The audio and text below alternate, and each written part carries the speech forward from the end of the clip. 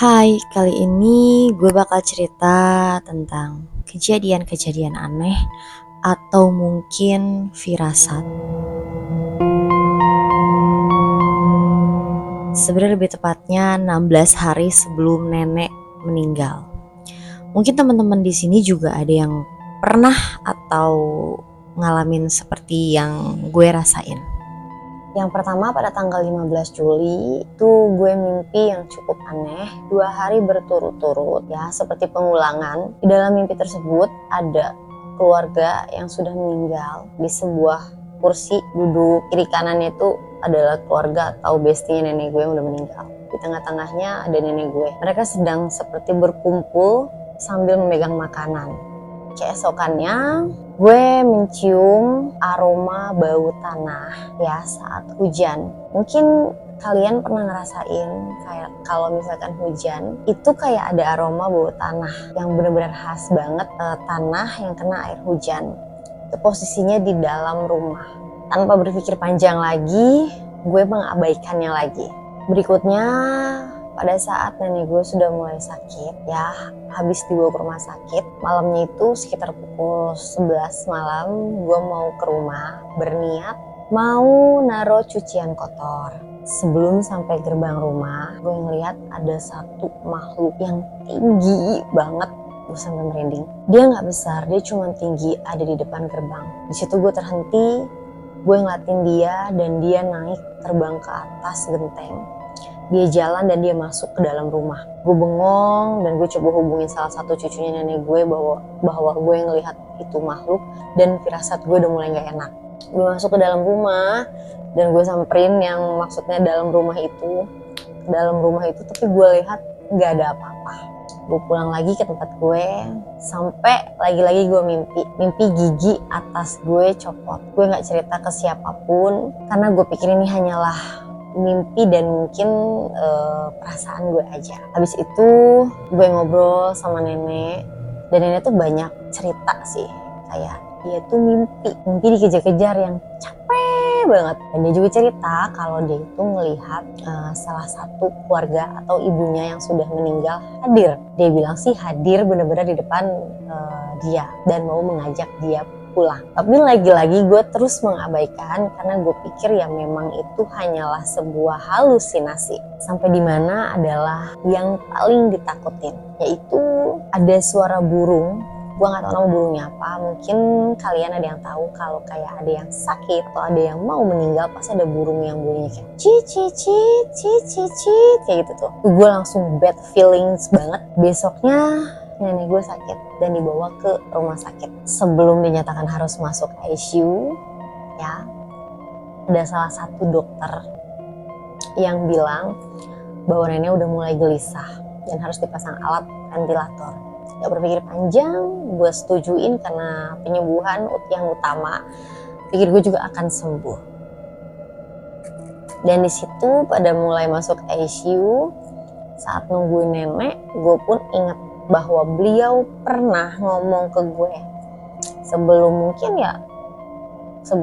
belum lama sih, dia ngomong kayak, Sherly, nanti kamu akan datang sebuah tamu yang banyak atau apalah, nanti ada videonya, sempat gue rekam, nanti gue masukin di sini. Tua ya, udah punya cucu, udah punya buyut ya. Sherly, apalagi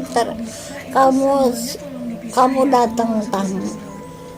Sherly Datang tamu siapa? tamu kamu entar. Nah, berikutnya adalah hari-hari dimana saat gue jenguk dia ke dalam ICU di ruangan yang sangat dingin, yang dimana semua harapan dan doa banyak ditumpahkan di ruangan tersebut. Nenek gue bilang, itu siapa? Gue di situ kayak bingung karena cuma ada satu perawat, dan gue bilang, itu perawat yang itu yang mana? Itu gue tanya. Ya udah deh, gue nggak mau bikin dia panik, gue bilang aja kalau itu dokter. Oh, dan dia kembali tidur. Nah, ini tanda lagi, dia bener-bener tidur kayak capek banget. Dia bangun tiba-tiba kayak kaget, ini jam berapa? Ya gue bilang ini masih sore gitu. Kok lama? wah maksudnya apa nih? Gue lihat kupingnya udah mulai masuk ke dalam tuh, udah bad feeling yang bener-bener harapan gue tuh kecil. Tapi lagi-lagi gue membesarkan hati gue bahwa nenek gue akan sembuh. Dia selalu tanya, kenapa sih ngeliatin kuping? Gue bilang nggak apa-apa kok, nenek berat nggak pakai anting. Alibi gue. Dari situ gue lihat matanya mulai mengecil, kayak cahayanya juga pudar. Sambil ngejenguk, sebenarnya juga nahan rasa tangis yang benar-benar dalam, tapi nggak mau kelihatan sama dia. Jam besuk sudah mulai selesai, gue keluar. Dan pada tengah malam, sebelum dia dinyatakan henti jantung, gue kelip untuk sholat malam, mau ke bawah itu. Di lift itu berisik banget, ada suara panggilan-panggilan yang kayak Sally, tapi lirihnya itu jauh banget dan seperti sedih. Sampai dimana gue sholat di musola, sampingnya itu kamar mayat, jenazah. Pas gue sujud pertama, gue gak denger yang Assalamualaikum. Dan merinding sejadi-jadinya. Dan lagi-lagi gue dengar suara Sally. Gue langsung buru-buru selesaiin sholat, berdoa dan lagi naik ke atas. Karena gue udah gak enak banget perasaan.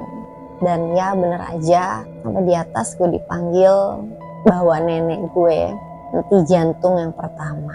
Segala keinginan pasti pengen yang terbaik. Akhirnya dilakukan RJP sampai bener-bener balik lagi, koma. Besoknya meninggal. Jadi bukan pelajaran sih, mungkin kayak ini firasat yang mungkin kalian juga pernah alamin, yang gak boleh kalian abaikan saat ada salah satu anggota keluarga kalian sakit.